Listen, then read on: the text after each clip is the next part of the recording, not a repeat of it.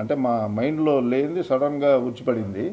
So ఇక దానికి last minute ఇట్లో కొద్దిగా ఒక చిన్న పికప్ అంటాం కదా, అంతే.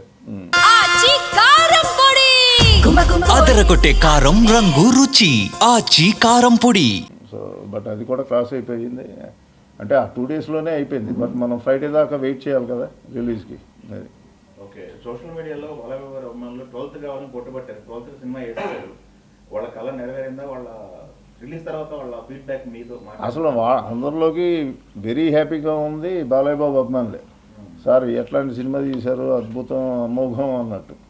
చాలామంది నిన్న నాతో థియేటర్లో, సార్ మీకు దిష్టి పోయింది, శుభ్రంగా హ్యాపీగా ఉండండి, మీకు కావాల్సిన డబ్బులు వస్తాయి అని చెప్తా సెల్ఫీలు దిగుతా ఉన్నారు అనమాట. అంటే వాళ్ళలో అయితే అసలు ఒక 1% వేరియేషన్ కూడా లేదు, ఫ్రాంక్గా చెప్పాలంటే. ఇంటర్ మీరు మాట్లాడిన ఇండస్ట్రీలో కొంచెం మిక్స్డ్గా ఉన్నారు. ఇప్పుడు ఫైనల్గా ఆడియన్స్కి మీరు ఏం చెప్పదలుచుకున్నారు? ఇలాంటి టాకులు, రివ్యూలు, వీటిపైన మీ ఒపీనియన్ ఏంటి?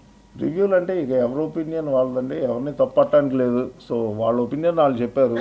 బట్ గ్రౌండ్ లెవెల్ రియాలిటీ వేరు. మనకి ఎప్పుడైనా కానీ cinema word of mouth, audience టాకే ఇంపార్టెంట్ కదా. సో ఎవరిని తప్పట్టడానికి లేదు ఇందులో, అంతే. వర్డ్ ఆఫ్ మౌత్ అయితే బ్రహ్మాండంగా ఉంది. అందుకనే మీరు బిఎంఎస్ బుక్ మై షో చూస్తే ట్రెండింగ్ ఎవ్రీ అవర్ ఆల్మోస్ట్ 18,000, 20,000, 21,000 కూడా టికెట్స్ సేల్ అవుతుంది. సో ట్రెండ్ ఈజ్ సూపర్ యాక్చువల్గా చెప్పాలంటే. లాస్ట్ వీక్ ఈ మెస్ గందరగోళంలో ఇండస్ట్రీ నుంచి మీకు ఎలాంటి సపోర్ట్ వచ్చింది సార్?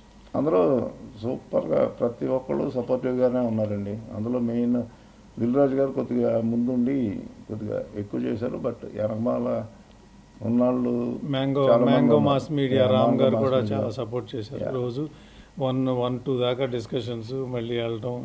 అంటే దీనికి తోడు మళ్ళీ తెలంగాణలో టికెట్ రేట్లు అప్లై చేయటం, మళ్ళీ కోర్టు ఏదో ఇవ్వటం ఇంజంక్షన్, మళ్ళీ అది వాళ్ళు కొట్టేశారు. సో మళ్ళీ అన్నీ అప్లికబుల్ అవుతాయి. సో ఇవన్నీ ఏంటో ఒక స్పీడ్ బ్రేకర్ రావటం, మళ్ళీ అది దాటుకోవటం లాగా అయ్యిందనమాట. అది